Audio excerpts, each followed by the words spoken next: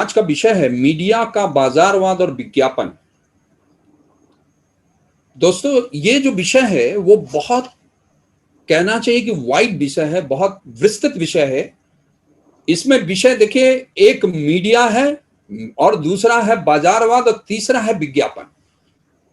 अब इन तीनों को समझना बहुत कम समय में थोड़ा एक जटिल कार्य है, लेकिन फिर भी मैं कोशिश करूंगा कि आज के संदर्भ में मीडिया, बाजारवाद और विज्ञापन इन सब का है, उसके लिए मैं थोड़ा सा आप लोगों को सबसे पहले मीडिया की जो दशा पहले ही दिशा रही उस पर थोड़ा सा बातचीत करूंगा। आज से शुरू करते हुए मैं थोड़ा पीछे लेके जाऊंगा, फिर वापस आपको मैं विभिन्न चरणों से लेकर के वापस आऊंगा और संक्षिप्त में मैं ये बात आपको बताना चाहूंगा। देखिए, आज जिस दौर में आप रह रहे हैं, आज मीडिया सिर्फ पत्रकारिता से खाली ये देखना कि पत्रकारिता सिर्फ मिशन है, इस रूप में आप नहीं देख सकते। पत्रकारिता आज मिशन भी है, आपके लिए व्यवसाय भी है और मीडिया के लिए एक बाजार भी है। मैं आपको बताना चाह रहा था, जब पत्रकारिता की शुरुआत हुई 18वीं शताब्दी में हमारे देश में, जब पत्रकारिता की शुरुआत होती है तो आप देखिए कैसे होती है, किस तरीके से होती है। पहले प्रारंभिक दौर में यदि आप जाएंगे तो देखेंगे अखबारों से इसकी शुरुआत होती है। इलेक्ट्रॉनिक मीडिया तो उस समय था नहीं। तो ऐसी स्थिति में जब अखबारों से शुरुआत होती है तो अखबारों में आप ना तो विज्ञापन देखते थे, ना बाजार का कोई असर देखते थे। कारण क्या था? अखबार का एक पर्टिकुलर मिशन था, एक मोटिव था निकालने का, और जो उसका उद्देश्य था लोगों को सिर्फ सूचनाएं देना और जागरूक करना था।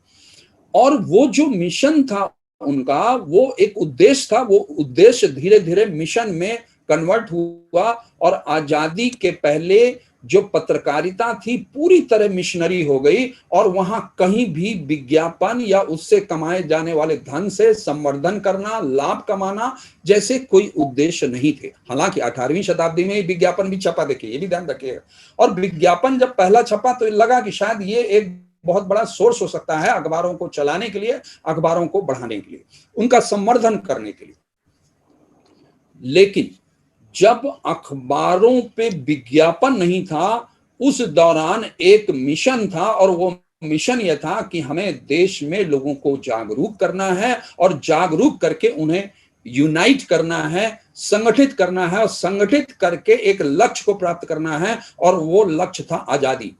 बहुत स्पष्ट तौर पे जो भाषाई पत्रकारिता थी, हिंदी पत्रकारिता थी, उस पत्रकारिता का एकमात्र लक्ष्य था देश को आजादी दिलाना। जब अखबारों में विज्ञापन आना शुरू हुआ और उन अखबारों को संचालित करना था, कोई एक विशेष उद्देश्य नहीं था, उनका कोई मिशन नहीं रह गया था, ऐसी स्थिति में जो व्यवसायी हैं, इंडस्ट्रियलिस्ट हैं, उनका उस तरफ ध्यान गया और अखबारों का जो कहना चाहिए उनका जो संचालन है वो जिम्मेदारी उनके पास आई। उन्होंने टेक ओवर किया और टेक ओवर करने के बाद उन्हें लगा कि ये भी एक तरीके का प्रोडक्ट है जो बाजार के लिए, बाजार के अनुरूप बनाया जाना चाहिए। लेकिन अब उन अखबारों को चलाने के लिए, चूंकि वैसा मिशन था नहीं, तो ऐसी स्थिति में उनको चलाने के लिए कहीं ना कहीं उनको ऐसे उपकरणों की जरूरत थी, ऐसे कर्मचारियों की जरूरत थी, ऐसे पत्रकारों की जरूरत थी जिनको तनख्वाह भी देनी थी। तो अब पत्रकार, जो पत्रकार है, पत्रकार के लिए वो अब एक व्यवसाय के तौर पे कन्वर्ट होने लगा और जो समाचार पत्र है एक प्रोडक्ट के तौर पे। और प्रोडक्ट, हालांकि ये प्रोडक्ट दूसरे प्रोडक्ट से अलग है, आप लोग अच्छी तरह जानते हैं। जो ये कंटेंट आप इसमें बेचते हैं और वो बाकी जो प्रोडक्ट है उसमें थोड़ा सा डिफरेंट चीजें आप बेचते हैं। कंटेंट उसमें भी होता है, लेकिन ये इंटेलेक्चुअल कंटेंट है जिसकी गुणवत्ता और उसकी जो सामयिकता है वो बहुत महत्वपूर्ण है। तो ऐसी स्थिति में वहां पर जब व्यवसायियों का प्रभाव शुरू हुआ और उसमें आना शुरू हुए, लेकिन उस दौरान भी कहीं ना कहीं जो आजादी के बाद 50 की दशक की बात करें, 60 की दशक की बात करें, 70 की दशक की बात करें, 80 के दशक की बात करें, फिर भी पत्रकारिता में एक ऐसी धारा थी, एक ऐसी लाइन थी जिसको खींच दिया गया था। और वहां के जो संचालक थे, वहां जो पत्रकार थे, उन सिद्धांतों को पूरी तरह उनका पालन करते थे और एक मानक था, वो चाहे विज्ञापन को लेके हो या बाजार को लेकर के हो, वो कभी भी बाजारू नहीं हुए, कभी भी बाजारू इन द सेंस, बाजारू शब्द को मैं आपको क्लियर करूंगा, अभी आगे मैं आता हूं उस बात पे। तो कभी भी ऐसा उन्होंने हावी नहीं होने दिया। देखिए, एक आप लोगों ने बहुत बड़े पत्रकार का नाम सुना होगा, जो पत्रकारिता के, खासतौर से भाषाई पत्रकारिता के भीष्म पितामह कहे जाते हैं, बाबू विष्णुराव पराडकर। बाबू विष्णुराव पराडकर ने उस दौरान कह दिया था कि जो ये समाचार पत्र हैं, आने वाले समय पे जो आने वाला समय है, उस समय में इन समाचार पत्रों का आकर्षण बढ़ेगा, उनका प्रस्तुतिकरण बहुत अच्छा होगा, प्रसार संख्या भी बहुत अच्छी होगी, लेकिन ये जो समाचार पत्र हैं या उनमें छपने वाले समाचार हैं वो प्राणहीन होंगे। वो उनके कहने का तात्पर्य क्या था? उनका कहने का तात्पर्य था कि साहब, ये देखने में बहुत आकर्षक होंगे समाचार पत्र, और बहुत ही उनकी संख्या बहुत बढ़ जाएगी, प्रसार संख्या बहुत अच्छी हो जाएगी, लेकिन जो उनमें छपने वाले समाचार हैं वो उनमें वो बात नहीं रहेगी जो आज है, ऐसा उनका कहना था। देखिए, वो बात कहीं ना कहीं सच हुई, लेकिन 100% आप ये बात नहीं कह सकते कि आज कंटेंट अखबारों में नहीं है, मीडिया में नहीं है। मैं इस बात से सहमत नहीं हूं।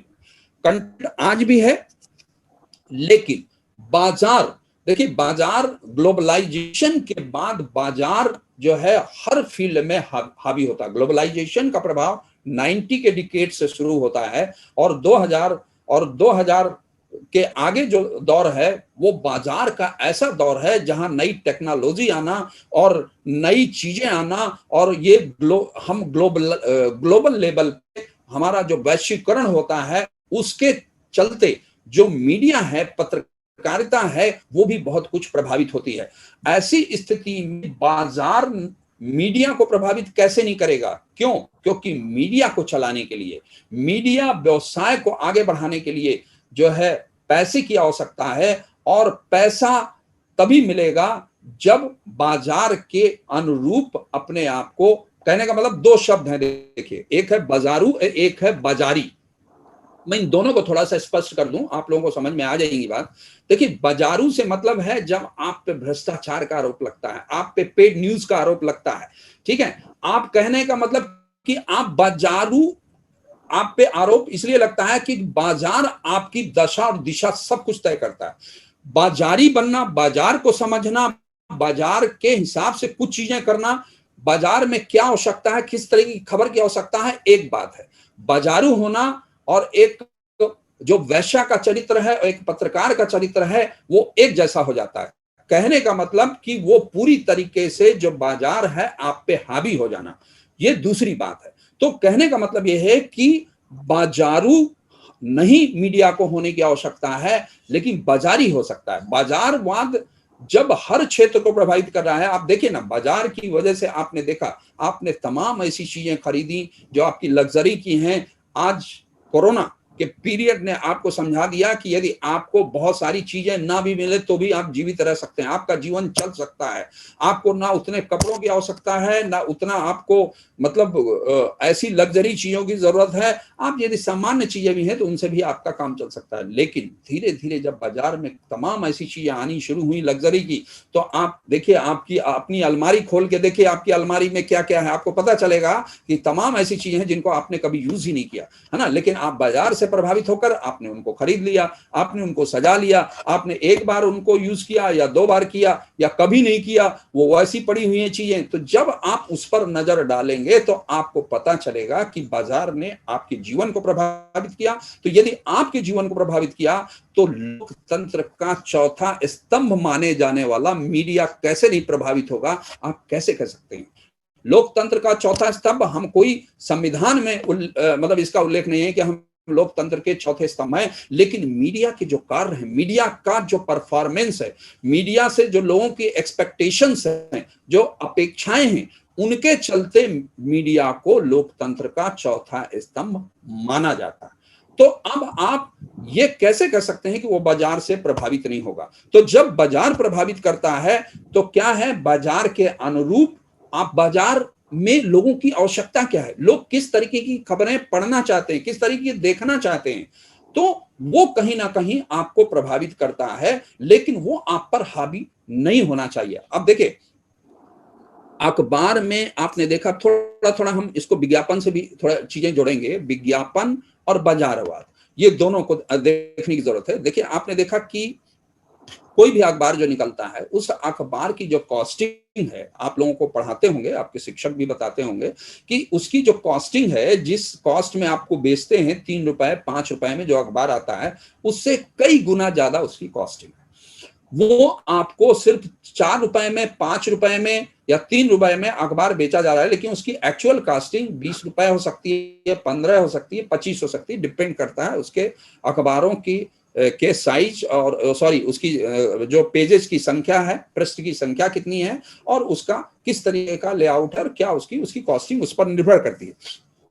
तो ऐसी स्थिति में वो आपको इतनी कम कीमत पे क्यों दिया जाता है? क्योंकि उसकी जो पूर्ति है वो कहीं ना कहीं उस विज्ञापन से होती है जो अखबारों में या चैनल्स में चलाया जाता है।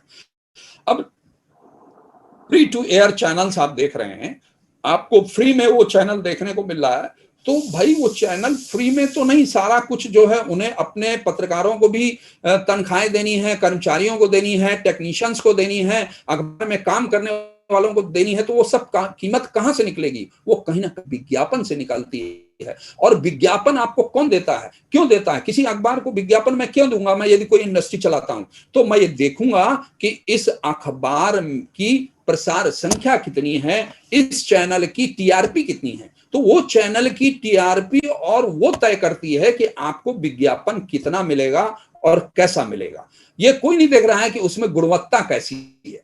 अखबार की गुणवत्ता कहीं कहीं देखी जाती है, लेकिन सबसे इंपॉर्टेंट टीआरपी नजर आती है बाजार में लोगों को। ये टीआरपी बहुत अच्छी है तो साहब वो अखबार, लेकिन टीआरपी क्यों अच्छी है, अखबार क्यों अच्छा पढ़ा ज्यादा पढ़ा जाता है, उसके भी कुछ रीजंस होते हैं। ऐसा नहीं है कि कोई भी चैनल, देखिए हर चैनल आपने देखा होगा, हर अखबार आमतौर पे जो लीड बनाता है मिलती जुलती होती है। हो सकता है कि जिसकी लीड जो है पहली लीड हो तो उसकी दूसरी हो, उसने उसे बॉक्स आइटम बना रखा हो, और जो चैनल्स आप खोलेंगे तो आप देखते हैं एक ही जैसी खबर सबकी प्राइम टाइम में खबर चल रही होती है, लेकिन फिर भी एक चैनल टीआरपी में नंबर 1 है, दूसरा नंबर 3 है, और चौथा नंबर 5वें में है। तो ऐसी स्थिति में ऐसा क्यों? तो ऐसा होने के भी कुछ कारण है कि भाई कहीं ना कहीं उस अखबार का प्रस्तुतिकरण बेहतर होगा, उसका देने का तरीका अलग होगा, वो ज्यादा जल्दी चैनल आपको ज्यादा तेज दिखाता होगा, या उसमें जो प्रस्तुत करने का उसका तरीका है, कंटेंट का जो तरीका है, उस कंटेंट को परोसने का तरीका, दिखाने का तरीका बेहतर होगा या अलग होगा, तभी उसके चैनल पे लोग आते होंगे।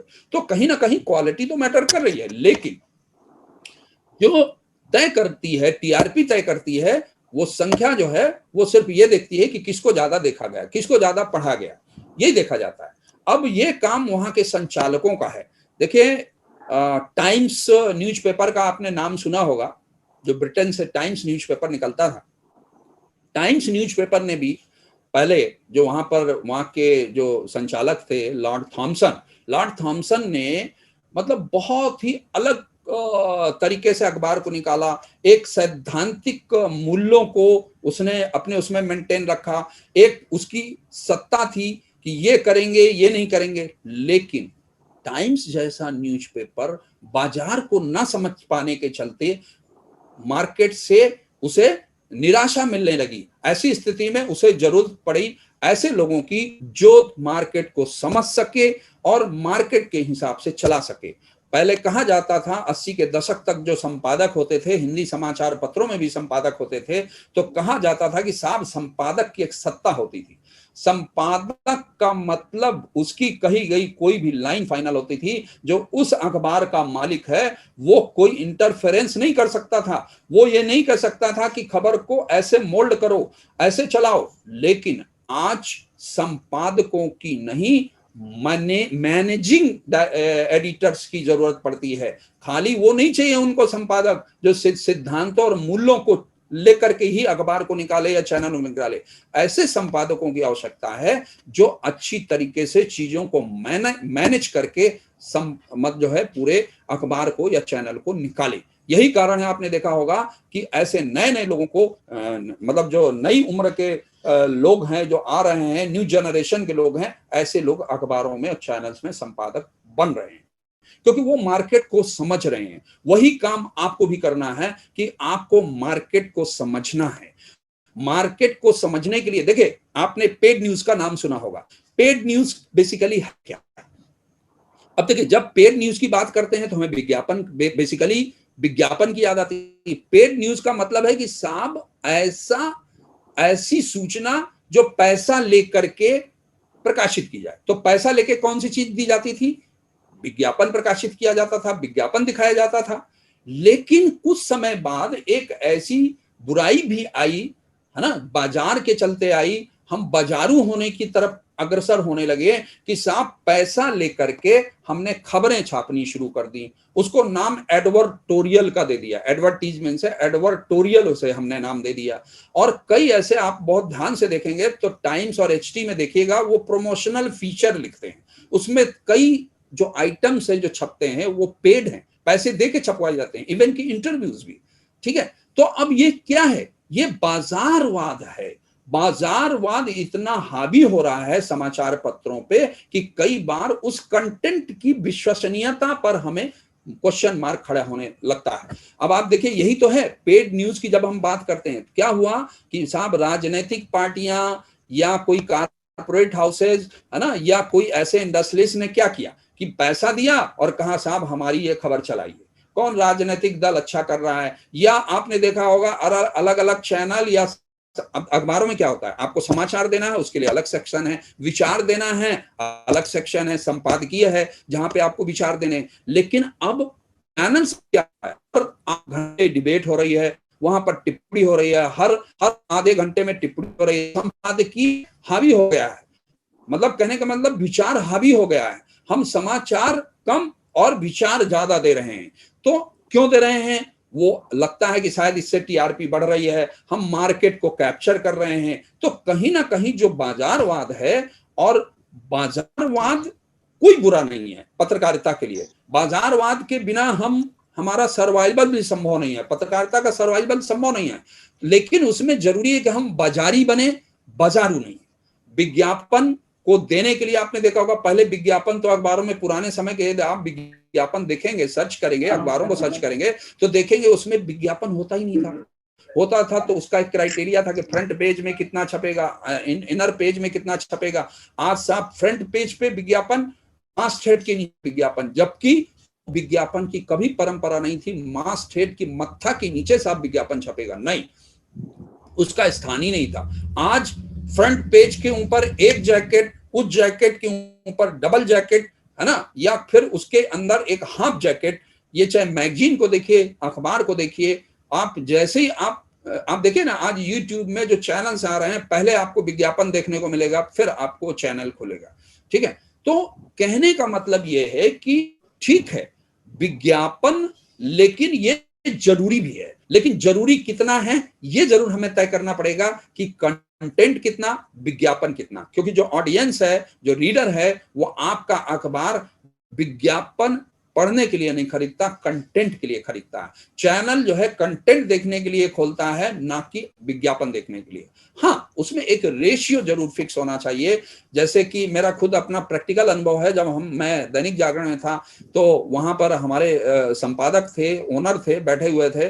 तो हमने उनसे कहा कि साहब ये तो बताइए कि जब विज्ञापन, दिवाली का समय चल रहा था, विज्ञापन आ रहा है, तो रेशियो पता चला कंटेंट सिर्फ 40% और विज्ञापन 60%। हमने कहा कोई क्राइटेरिया तय है, इसके लिए तय करेंगे कि साहब कितना रेशियो कंटेंट का होगा, कितना विज्ञापन का। रीडर इसके लिए नहीं पढ़ता। तो ये जो पत्रकार हैं, पत्रकारों के ही कंधे पे जिम्मेदारी है कि वो समाचार पत्रों को, पत्रकारिता को एक मिशन जरूर उसका तय करें, सिद्धांत जरूर करें, और वो बाजारू ना बने, अखबार को, चैनल को बाजारू ना बनने दें, बाजारी तो बनना मजबूरी है, क्योंकि बगैर बाजारी हुए आपको अच्छी तनख्वाहें नहीं मिलेंगी, आपका वो समाचार पत्र नहीं चलेगा, चैनल नहीं चलेगा। तो उसके लिए ये तो जरूरी है कि अखबार या चैनल बाजारी तो बने पर बाजारू ना बने। तो यदि हम इन चीजों को ध्यान में रखेंगे और हम अपनी पत्रकारिता करेंगे उसी तरीके से, तो मुझे लगता है कि आप समाज को, देश को